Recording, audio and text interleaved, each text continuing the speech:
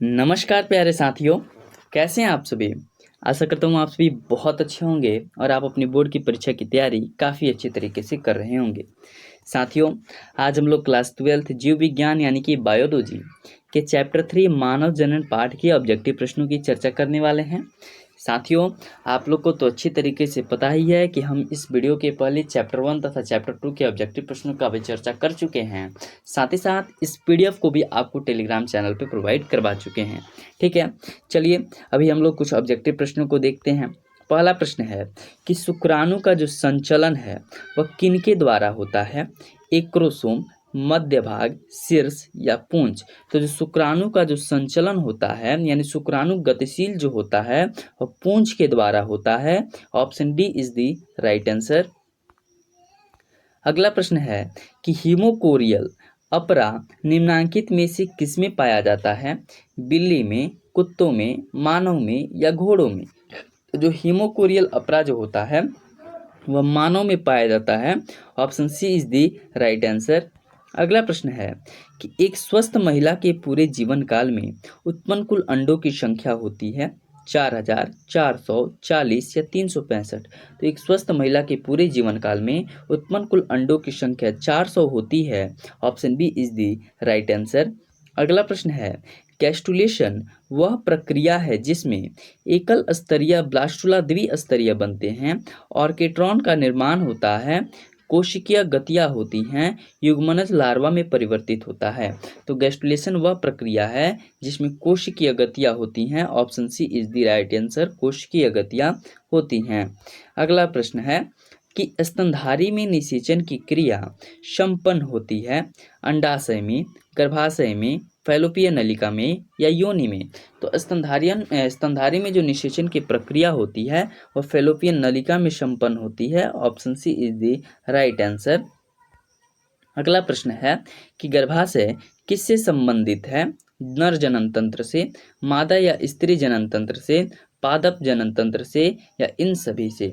तो जो गर्भाशय जो होता है वह केवल मादा या स्त्री में पाया जाता है, इसलिए मादा या स्त्री जनन तंत्र इज द राइट आंसर। अगला प्रश्न है कि कोशिकीय अवस्था में भ्रूण क्या कहलाता है, गैस्टुला, मॉरुला, ब्लास्टामिया या ब्लास्तुला। तो कोशिकीय अवस्था में जो भ्रूण है वह मॉरुला कहलाता है। Option B is the right answer. अगला प्रश्न है कि परिपक्व शुक्राणु के सिर पर एक टोपी नुमा संरचना पाई जाती है, उसे क्या कहते हैं। आप तो इतना जान गए कि जो शुक्राणु गतिशील होता है वह अपनी पूंछ के द्वारा होता है, लेकिन जो शुक्राणु का जो संरचना देखे होंगे और उसकी जो ऊपर जो यहाँ पे पाया जाता है ऐसी संरचना जब आप लोग को बनता होगा ऐसे ऊपर वाला, इसको क्या बोलते हैं, इसको एक्रोसोम बोला जाता है। Option A is the right answer.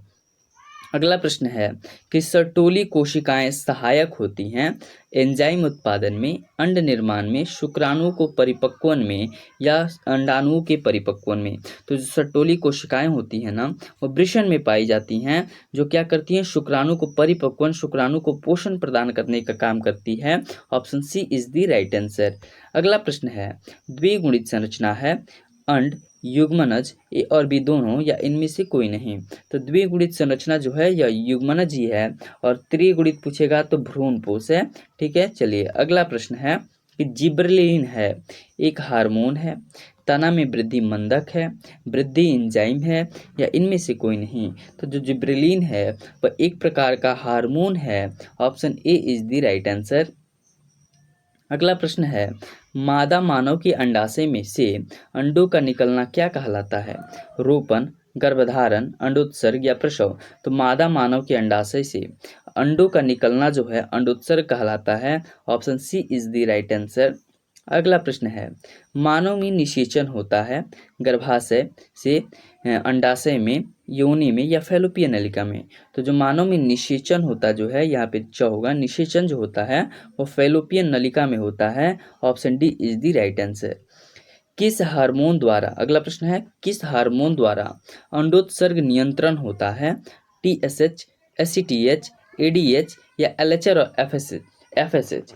तो यह जो हार्मोन होता है LH और FSH यह क्या करता है, अंडा उत्पन्न करने में अंडोत्सर्ग को क्या कर देता है, नियंत्रण कर देता है।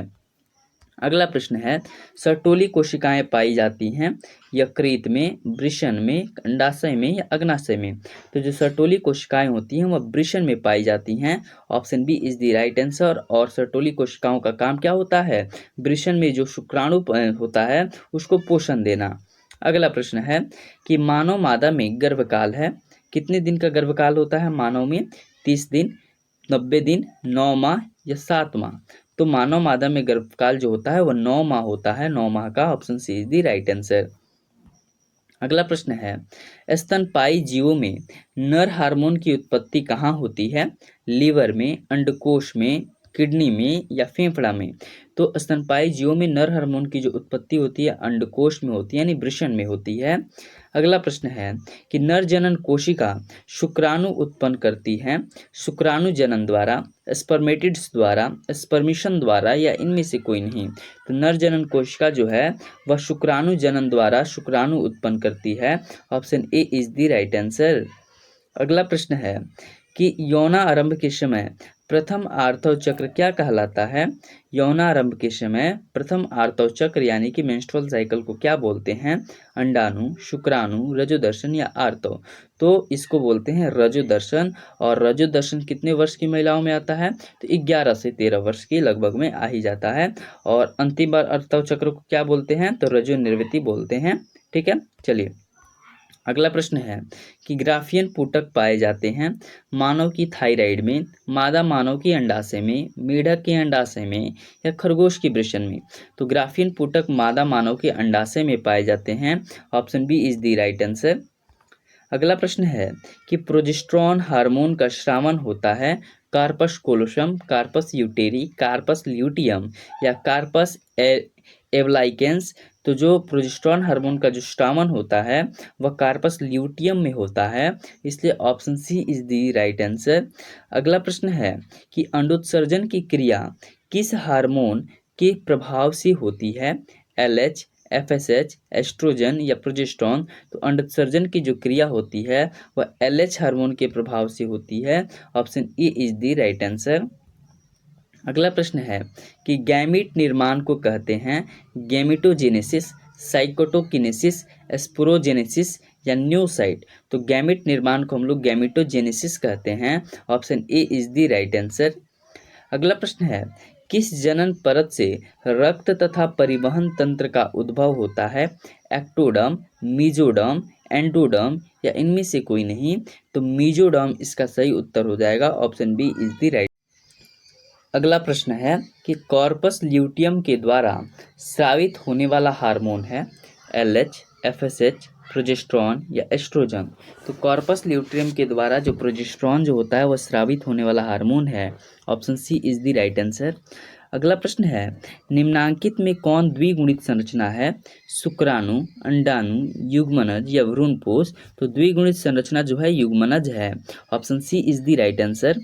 अगला प्रश्न है भ्रूण की 16 कोशिकीय अवस्था कहलाती हैं मोरुला, ब्लास्टोमियर, ब्लास्तुला या गैस्टुला। तो भ्रूण की जो 16 कोशिकीय अवस्था है वो मोरुला कहलाती हैं। Option A is the right answer. अगला प्रश्न है स्त्रियों में रजोनिवृत्ति की उम्र क्या होती है? रजोनिवृत्ति जो अंतिम आर्तव चक्र होता है उसको बोला जाता है। तो इसकी उम्र 50 वर्ष होती है। Option C is the right answer. अगला प्रश्न है नर हार्मोन्स की उत्पत्ति कहाँ से होती है? अंडाशय, शुक्राणु, वृषण या वृक्क। तो नर हार्मोन की उत्पत्ति वृषण से होती है। Option C is the right answer. अगला प्रश्न है एक्रोसोम निम्न में से किसका संभाग है? मानव शुक्राणु के सिर का, मानव शुक्राणु के मध्य भाग का या प्रारंभिक डिंबनी कोशिका का या ब्लास्टोसिस्ट का। तो एक्रोसोम जो है वह मानव शुक्राणु के शीर्ष का है। Option A is the right answer. अगला प्रश्न है कि इनमें से कौन सी तकनीक पात्रे निषेचन के अंतर्गत नहीं आती? अंतःकोशिकीय शुक्राणु निक्षेपण, ममता अग्रवाल से वीर्य निक्षेपण, भोर्य स्थानांतरण। यहाँ पे ऑप्शन गलत है, भोर्य स्थानांतरण या ऑप्शन डी अंतः गर्भाशय युक्ति। तो इसका सही उत्तर हो जाएगा ऑप्शन डी अंतः गर्भाशय युक्ति। अगला प्रश्न है कि मनुष्य में अपरा निर्माण होता है एमनियन द्वारा, एलेंटॉइस द्वारा, कोरियन द्वारा, कोरियन तथा एलेंटॉइस द्वारा। तो मनुष्य में अप्रा का निर्माण कोरियन तथा एलेंटॉइस दोनों द्वारा होता है। Option D is the right answer. अगला प्रश्न है, मानव भ्रूण संरक्षित रहता है एलेंटॉइस में, प्लूरल गुहा में, पेरिटोनियल गुहा में या एमनियोटिक गुहा में। तो मानव का जो भ्रूण है वह एमनियोटिक द्रव्य होता है, एमनियोटिक गुहा में सुरक्षित रहता है, संरक्षित रहता है। अंतिम प्रश्न कि मानव शुक्राणु के एक्रोसोम का निर्माण होता है गाल्जी काय द्वारा, केंद्रक द्वारा, लाइसोसोम द्वारा या अंतःप्रद्रवी जालिका द्वारा। तो इसका सही उत्तर हो जाएगा गाल्जी काय द्वारा। Option A is the right answer. चलिए अभी के लिए बस इतना ही, मिलते हैं अगले वीडियो में। धन्यवाद।